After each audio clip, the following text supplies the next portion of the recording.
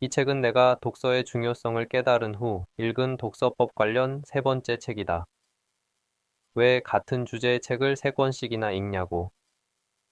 한 권의 책만 읽는다는 것은 딱 한 사람만 만나서 대화를 나누고 그 사람에게서만 영향을 받고 지시를 따르는 것과 다를 바 없는 아주 위험한 행동이기 때문이다. 이 책은 단순히 독서법만을 안내하는 책이 아니라 부자들이 매일 없는 시간을 쪼개가며 책을 읽는 이웃 같은 부자들의 독서 마인드를 배울 수 있어 좋았다. 내 목표는 부자, 돈과 시간으로부터의 자유다. 그 목표를 달성하기 위해 이 책의 부자들처럼 많은 책을 읽고 문해력을 키워 앞으로 해나갈 일들에서 더 나은 결정을 내릴 수 있는 지식을 쌓아갈 것이다.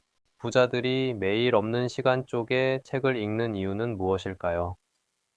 부자들이 부를 만들고 지키고 키운 비결은 바로 책 읽기입니다. 책 읽기를 돈으로 바꾸는 부의 핵심 기술, 읽기 능력은 거침없이 읽고 막힘없이 써먹는 문해력을 토대로 합니다. 문해력은 자기 머리로 읽고 생각하고 활용하는 생각머리를 일컫는데 생각머리는 공부머리, 일머리로 개발되어 부자머리로 진화합니다. 책에는 우리 모두를 앞서 살았던 수많은 사람들이 자신의 문제를 해결한 노하우가 축적되어 있습니다. 책에 쓰여 있지 않은 문제는 세상에 없습니다. 그러니 부자들이 책 읽기에 매달리는 겁니다. 남이 평생 일군 지혜를 단돈 15천 원에 전수받는 매력은 어떤 방법으로도 따라잡을 수 없습니다. 책 읽을 시간이 없으면 부자 될 시간도 없다. 세계에서 가장 성공한 투자가인 워런 버핏은 최고의 투자는 자신에 대한 투자이며 자신에게 하는 투자 중 책 읽기만 한 게 없다고 했습니다. 자신의 부의 원천은 돈이 아니라 더 나은 결정을 내릴 수 있게 해준 지식 덕분이라고 합니다. 빌 게이츠는 초능력이 하나 주어진다면 책을 아주 빨리 읽는 능력을 갖고 싶다고 말했을 정도입니다. 돈을 벌려면 그리고 번 돈을 지키고 늘리려면 진지하게 의사결정을 해야 하고 그러려면 지력을 총동원하여 사고해야 합니다. 지적 시스템이 원활하게 작동하려면 많이 봐야 하고 많이 알아야 하고 많이 배워야 합니다. 단어 한두 개씩 묶어 읽는 습관은 단어를 해독하는 데만 몰두하여 이해력을 떨어뜨립니다. 해결 방법은 의미 단위로 끊어 읽기를 습관화하는 것입니다. 의미 단위로 글을 읽으면 글 속에 낯선 단어나 개념이 보여도 맥락에서 넘겨짚을 수 있어 읽기 호흡이 길어집니다.